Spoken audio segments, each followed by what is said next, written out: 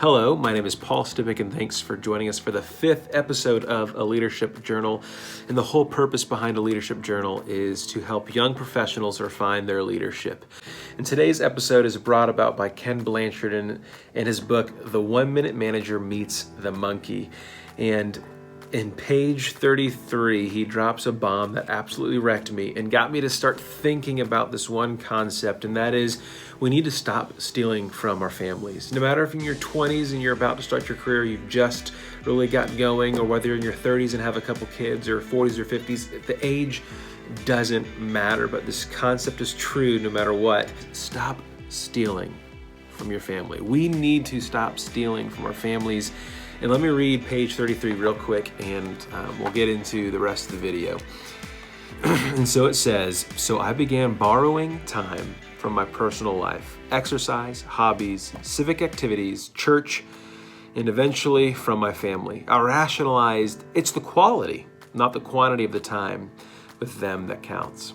And when I had finished reading that paragraph, it was like I was hit with a ton of bricks. It was like I was just punched right in the gut, because I had realized one small little thing, and that is I'd been stealing from my family for far too long. What had I been stealing? Time. Just quantity of time. And here's the thing. It's okay to love what you do. It is okay to work hard. It is okay to hustle. It is okay to crush it. There's nothing wrong with that. But we need to have balance, and that balance doesn't come in the day-to-day. That balance comes in the weeks, and the months, and the year, so that when we take a step back and we look at this 50,000-foot view, we realize that, hey, overall, I did spend some quality and great time with my family. That overall, that I did spend some great quality time hustling and doing great things at work. But here's the thing, we just can't continue to make excuses. We need to be mindful of the warning signs, and that happens through us communicating with our partners, with our wife or our husband, and making sure that we're on the same page. But as I said, when I finished reading this paragraph, I was just hit with this weight, because I realized that I've been stealing from my family, and it was made oh so evident when my wife told me this one story.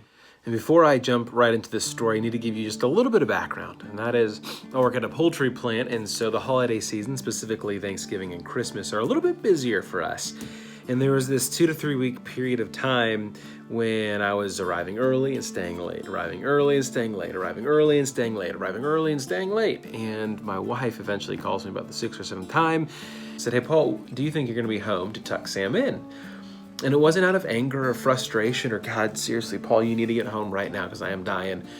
It was out of genuine concern for our son, because she noticed that the past, 1 or 2 times that she was putting him down, he'd ask, is Daddy going to be home to tuck me in? And she'd say no, and he'd start to cry.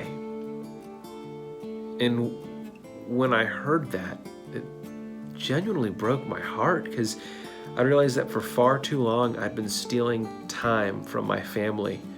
I wasn't paying attention to any of the warning signs. I wasn't communicating with my wife. I wasn't doing any of that stuff that I know I should have, to be honest with you.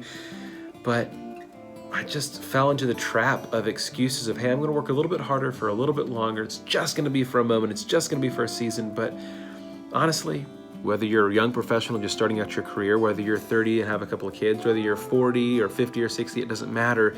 It is never okay to steal time at the expense of your family. In fact, there's a great Bible verse that goes along with this, and regardless of whether you're religious or not, it doesn't matter. It still holds true. And it's Mark chapter 8, verse 36. And it says, "What does it profit a man to gain the world but forfeit his soul?" Let me spin it just a little bit different. What does it profit a man to get that job, to get that raise, to get that car, to get that house, to get that X, Y, or Z? It doesn't matter, but forfeit his family. There is nothing in this world more important than our family. So why in the heck are we sacrificing them in the altar of a potential job, a raise, a new car, or whatever it is? Because all that stuff is a bunch of crap. I don't want to gain the whole world but forfeit my family and forfeit my kids and forfeit my marriage. I want to love my family. And so I want to encourage you, the young professional, the person in their 20s, 30s, 40s, or 50s, it doesn't matter. I want to encourage you to stop stealing from your family. to stop making excuses, to stop running down the slippery slope, and instead look at the warning signs. Look at what's happening around you. Have conversations with your spouse, your kids, your loved ones, and say, hey, am I missing something? Am I doing something wrong? I feel like we're growing apart. Pay attention to the warning signs. Stop stealing from your family. Start paying attention to what really matters. And guys, thanks so much for watching this video. Give it a thumbs up if you liked it, or a thumbs down if you thought it was a bunch of malarkey. But seriously, thumbs up is always the way to go. Emma thinks so. Sam thinks so. Thumbs up all the way around.